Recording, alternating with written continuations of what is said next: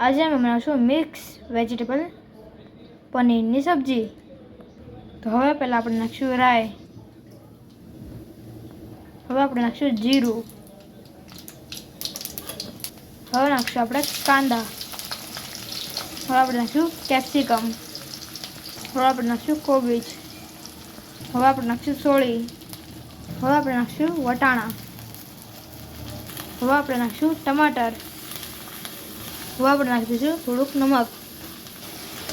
હવે આપણે મિક્સ કરી લઈશું। હવે આપણે થોડીક વાર આને તેલમાં બફવા દઈશું।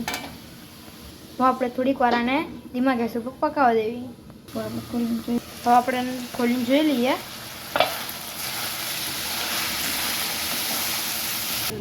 ફ્લાવર જલ્દી પાકી જાય એટલે આપણે આને 5 મિનિટ પછીથી નાખીશું। હવે આપણે આને મિક્સ કરી લઈએ।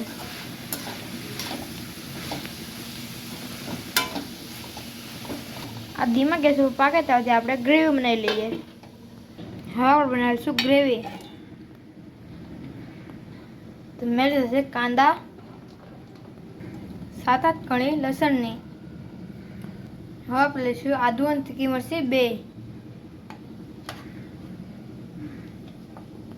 હવે આપણે લઈશું કેપ્સિકમ, હવે લઈશું ટમાટર, હવે આપણે ગ્રેવી બનાવી લેવી। હવે આપણે આ ગ્રેવી બનીને તૈયાર છે। ચાલો હવે આપણે શાકનું વઘાર કરી લેવી।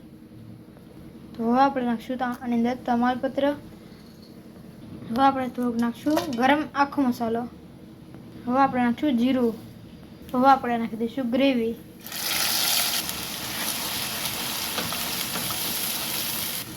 આ ગ્રેવીમાંથી જ્યાંથી તેલ છૂટું ન થાય ત્યાં સુધી આપણે આને હલાવી રાખવાનું છે। હવે આની અંદરથી તેલ છૂટું પડી ગયું છે તો હવે આપણે આની અંદર નાખી દઈએ મસાલો। પહેલાં આપણે નાખીશું 1 ચમચી હળદર, હવે આપણે નાખીશું ધાણા પાવડર, જીરું પાવડર અને અડધી ચમચી લાલ મરચું અને અડધી ચમચી નાખીશું કાશ્મીરી મરચું। હવે આપણે આને મિક્સ કરી લઈએ।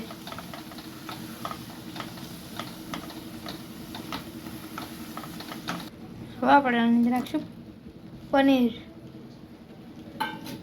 હવે આપણે નાખીશું કસૂરી મેથી,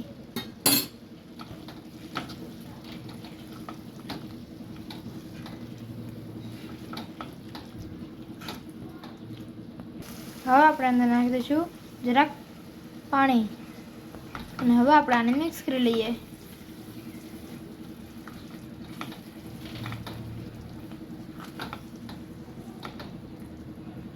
હવે આપણે આની અંદર નાખી દઈશું બાફેલી શાકભાજી,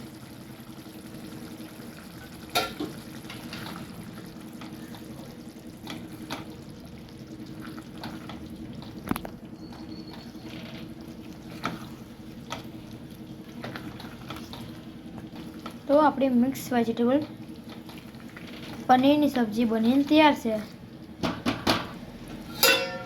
હવે આપણે ઉપરથી નાખી દઈશું જરાક બટર અને હવે આપણે આની ઉપરથી નાખી દઈશું ધાણા।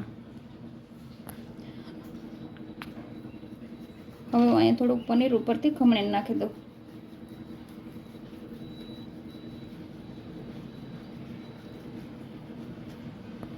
હવે આપણે આ મિક્સ વેજીટેબલ પનીરની સબ્જી બનીને તૈયાર છે। તો તમે અમારા વિડીયોને લાઈક, શેર અને સબસ્ક્રાઈબ જરૂર કરજો। જય માતાજી, ધન્યવાદ।